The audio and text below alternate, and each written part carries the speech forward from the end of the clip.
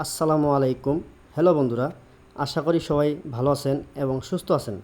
আজকে আমরা দেখাতে চলেছি dusting inside to top side folder. এই ফোল্ডার দিয়ে ডস্টিং বের করলে ডস্টিংটি উল্টা থেকে ভাগ করার জন্য আলাদাভাবে কোনো লোক লাগবে না। কাজটি করার জন্য প্রথমে একটি ফোল্ডার প্রয়োজন হবে। ফোল্ডারটি সেট করার নিয়ম: ফোল্ডারটি সেট করার সময় অবশ্যই ফিডডক এবং প্লেট খুলে নিতে হবে।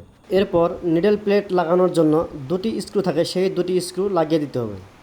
ফোল্ডার লাগানো শেষ। এখন আমরা পাইপিং সেট করব।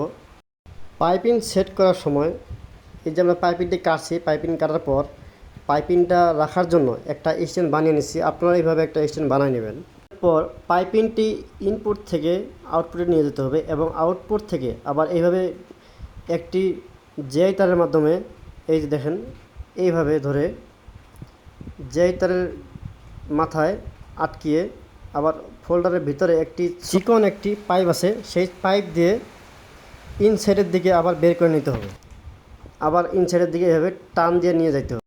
এরপর দেখেন এই পাশে, যেই পাশ থেকে আমরা ফোল্ডারটির পাইপিংটি টেনে বের করবো, সেই পাশে একটি মাথা বের হয়েছে। এই মাথাটা এইভাবে ধরে ধরে টেনে টেনে ডস্টিংটি বের করতে হবে। তো আমাদের কাজ এখন শেষ, আমরা ডস্টিং বের করছি। দেখেন ডস্টিংটি কিন্তু ইনসাইড থেকে অটোমেটিক টপ সাইড হয়ে চলে আসছে। তো এইভাবে এই ফোল্ডার দিয়ে ডস্টিং বের করলে আলাদাভাবে কোনো লোক লাগবে না বা হেল্পার লাগবে না, একটি হেল্পারও বেঁচে যাবে।